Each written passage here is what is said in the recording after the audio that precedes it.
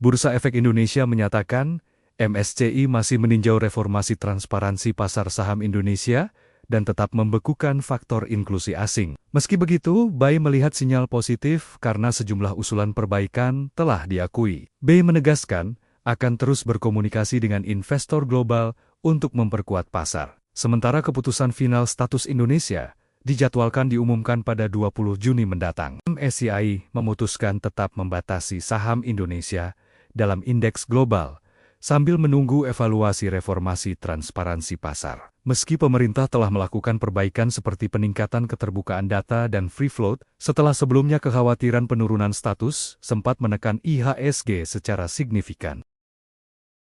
Pemirsa, PT Brigit Bio Farmaka Teknologi Tbk atau OBAT akan menggelar rapat umum pemegang saham tahunan pada Mei atau 11 Mei 2026, di mana rapat ini menjadi momen evaluasi kinerja perusahaan sekaligus menentukan arah strategis ke depan. Manajemen OBAT menyebut RUPST sebagai bagian dari komitmen menjaga tata kelola perusahaan yang baik. Direktur Utama Is Herianto menegaskan rapat ini menjadi ruang evaluasi menyeluruh atas kinerja tahun buku 2025 serta memperkuat fondasi operasional perseroan ke depan.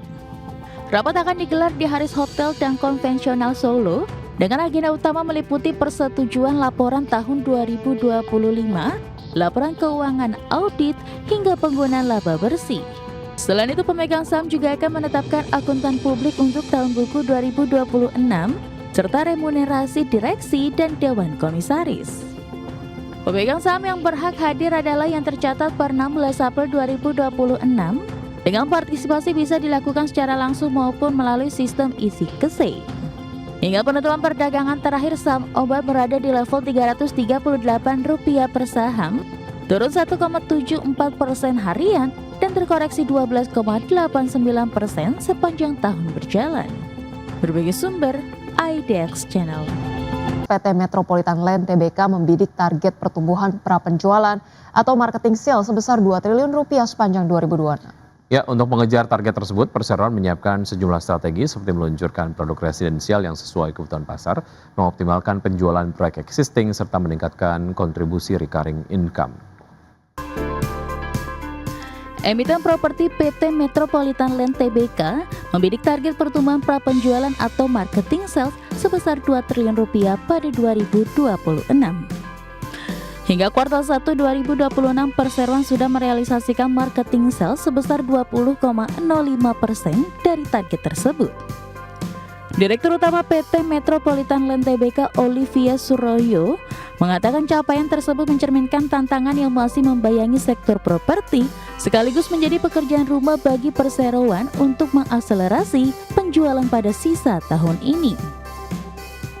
Adapun target marketing sales pada tahun ini tercatat naik tipis dari realisasi marketing sales sepanjang 2025 yang senilai Rp1,87 triliun. Sepanjang 2025, kinerja pendapatan dan laba perseroan juga tercatat kurang maksimal. Manajemen mengatakan kondisi tersebut tidak terlepas dari kondisi pasar properti yang masih dalam fase penyesuaian sejak tahun lalu.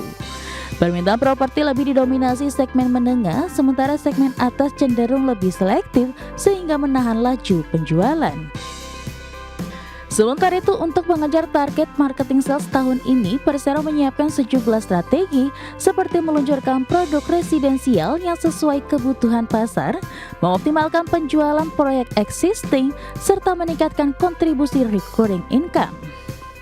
Perseroan juga memperkuat pemasaran digital dan menjalin kolaborasi strategis guna memperluas jangkauan pasar.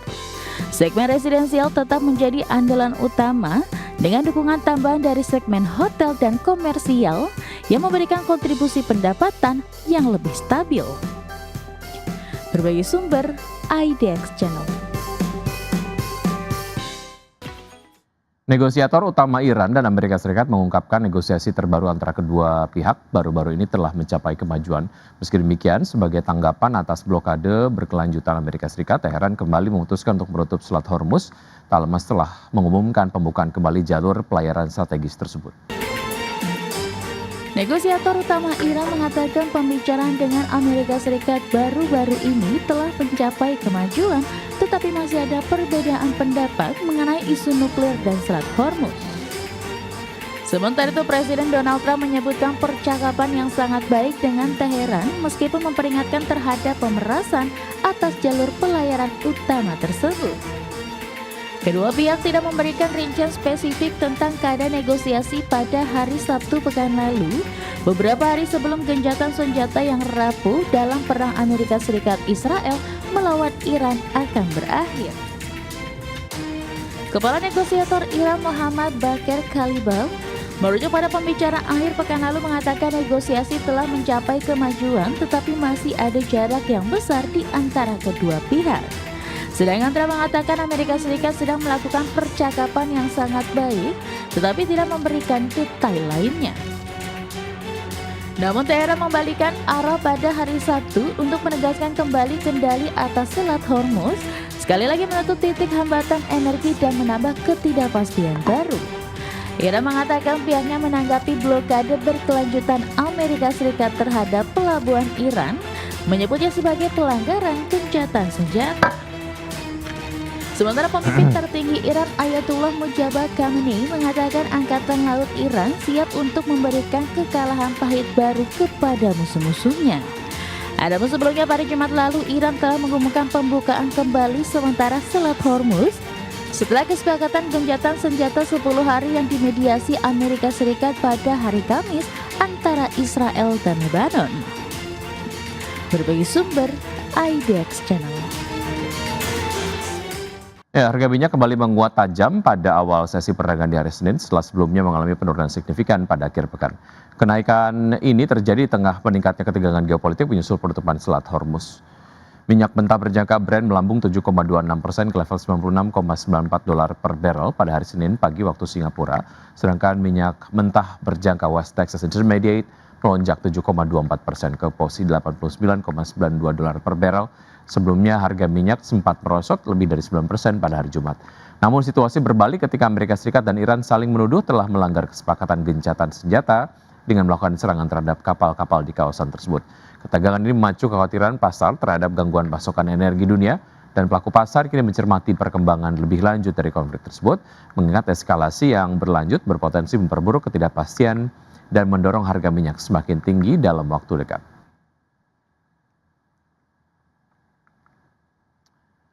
Ya, selanjutnya dari bursa global, pemirsa indeks acuan Wall Street, yakni S&P 500 dan juga indeks Nasdaq, yang masing-masing mencatat penutupan rekor ketiga berturut-turut pada perdagangan di hari Jumat. Sementara Dow Jones Industrial Average yang membukukan penutupan tertinggi sejak akhir Februari, karena investor menyambut keputusan Iran membuka Selat Hormuz dan optimisme terhadap kemungkinan kesepakatan dengan Amerika Serikat untuk mengakhiri perang.